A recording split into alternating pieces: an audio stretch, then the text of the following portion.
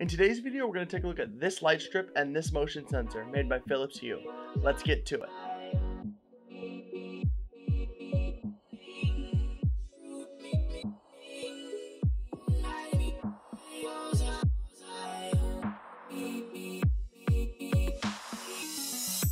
What's up guys, and welcome to TopShelf Media. If this is your first video, I'm Mike, and on this channel I do tech reviews. So today we're taking a look at the Light Strip Plus and motion sensor from Philips Hue.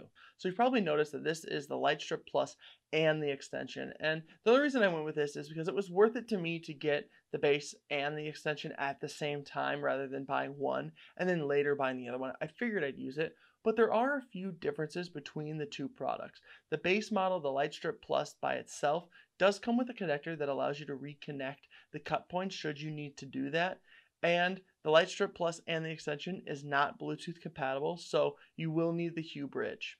But let's go ahead and get it unboxed. In both these boxes, you don't get much. In the Light Strip box, you get the light strip itself with the control module. In my case, you get the extension, and then you get the power adapter and the power cable that is about 8 feet long, as well as some manuals. In the motion sensor box, you get the motion sensor, a magnet, and a screw to be able to mount it to the wall, as well as some manuals. Okay, let's talk build quality. And the light strip has a rubber-like material around the whole thing, so it should stand up to a little bit of water. I'd be careful. They're not waterproof, but the rubber should allow it to withstand, getting splashed here and there if you're using it in a bathroom or around a kitchen sink.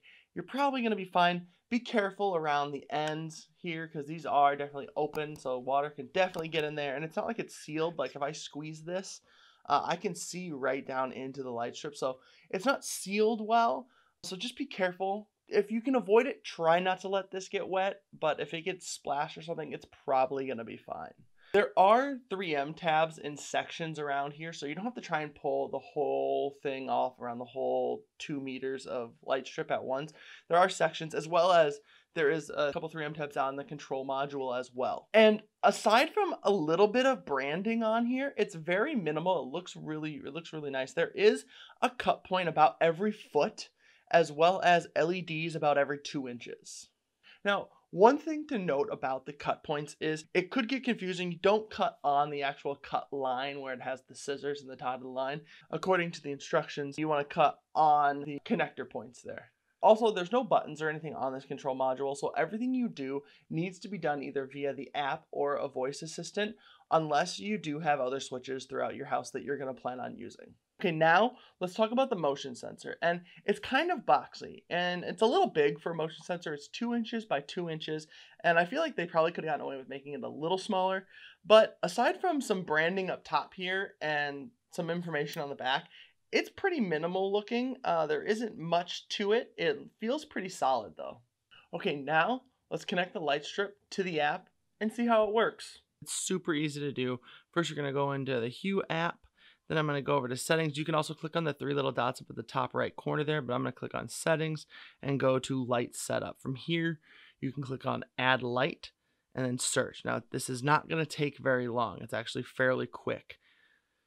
There it is right there. So I'm going to go ahead and click on that. You can see it flicker to show me that that's the light that I'm working on. Now I can hit the I here to change the name. I'm just going to leave it as is for now.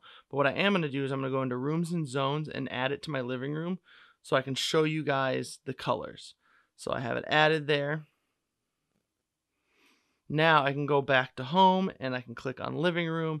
Now I can click on this light strip. From here I can change the color temperature of the white, so I can make it a more of a daylight bluish light white, or I can make it more of a yellow white. You can also click up here on the color wheel and to bring up that color wheel, and then you can change the color to whatever you want. There are colors that definitely look more vibrant on the Philips Hue than others. Red is one that looks really good, and none of them look especially good on camera. They look a lot better in person than they do on camera, but red looks very good. The problem I have is like with purple. Purple looks kind of more of like a fadish bluish pink, which makes sense because it's a combination of those two colors, but at the same time, it doesn't really say purple to me. But it doesn't look terrible. It's just it looks like they took a white light and just added a little bit of pink and blue to it to try and make purple. So it doesn't look great. There's really no other color that I have a huge problem with. Like green there looks good. Even going to pink, pink looks good. Yellow looks pretty good. So I don't have an issue with any of the other colors really except for purple, mainly because purple is a color that I use on my channel a lot. So I like to be able to have that nice purple light. All right, guys, so now we're going to add the motion sensor to the app. So what I'm going to do is I'm going to open up Philips Hue. As you can see, kitchen is now in my app. I've actually moved the light strips to the kitchen so that I can set them up above my kitchen cabinets. But we're going to add the motion sensor. So I'm going to go settings, accessory setup, and I'm going to let it do its thing. And I pulled the tab out of here just a little bit ago, so the light's flashing. I want to go add accessory. Let's do Hue motion sensor. LED is blinking. Remove the plastic from the battery compartment. Ensure the orange light is okay. So the LED is blinking. Okay, now it just turned green. Searching, we're gonna let it do its thing. Motion sensor connected. There it is. Continue. I want to put it in the kitchen. And now I can go ahead and hit done. Okay, so now the motion sensor is in there. Now it's saying motion detected. So now, in theory, if I put this down and don't walk around it, I'm hoping that the light strip will automatically know that then it needs to turn off because they're in the same room. So let's go ahead and put this down. All right, guys, so I just have the light strip sitting on the table here, and then the motion sensor is underneath that towel. So what I'm going to do is I'm going to go in here and change the settings. So as you can see, day behavior, night behavior, I can change those times, but what I'm looking for is this after line. So I want to change after 1 minute, it turns off. Same thing with at night, after 1 minute, it turns off. And that's just saying that, hey, at night, if it detects motion, turn on the light strip, but after 1 minute of no motion, turn the light strip back off. And you can come in here and you can change these times in here. So like your between times, you can come in here and you can change what you want it to do at those times. You know, I'm probably going to change the night one to night light here rather than dimmed. And so yeah, you can come in here and change all those settings, and then you just got to hit the check mark to save it. Okay, so I've been sitting here for well over a minute now, and the lights haven't turned off yet. So there's obviously something I need to go in here and change. So let's try and figure that out. Okay, so what I've done is I've actually gone in and manually turned off these lights right here in the home screen. So I'm going to go ahead and test out. I also changed the time to start my night behavior at 11:27 in the morning. So we're well past that. We're a few minutes past that, about 5 minutes past that. So I'm going to uncover the motion sensor and see if the lights turn on. Hey, look at that.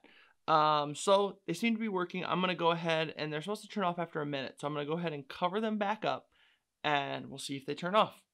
Interesting. It's been about 30-ish seconds, and the lights changed. They dimmed even further now, so I don't know where that's coming from, but I don't necessarily hate it. But yeah, we'll just see if they turn all the way off here in another now 20-ish seconds.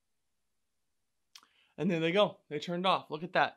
Awesome. So I think these are set and ready to go. So like I said, the way I was able to do it was I just basically forced them off. I turned them off after I set my parameters for the motion sensor, and then that's when it started working. So awesome. I'm pretty pumped for this. So what do I think now that I've set these up and I have been using them for a little while? Well, I think they work really well together. Just like with most Philips Hue products, they're super easy to install, get set up, and have up and running in a few minutes, as long as you already have the ecosystem. Now, they do run a little expensive. So the version I got, I picked up from Best Buy for $104, but you can also get on Amazon and purchase just the Light Strip Plus for $70. There are definitely cheaper versions out there that you can pick up that work well too.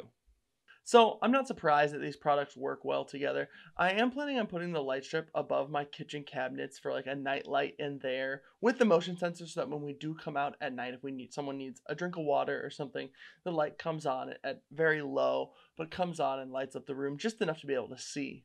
Should I stumble on any problems with either of these products, I will make an update video, and I will link that up in the YouTube card, so make sure you're looking out for that. It'll be right there.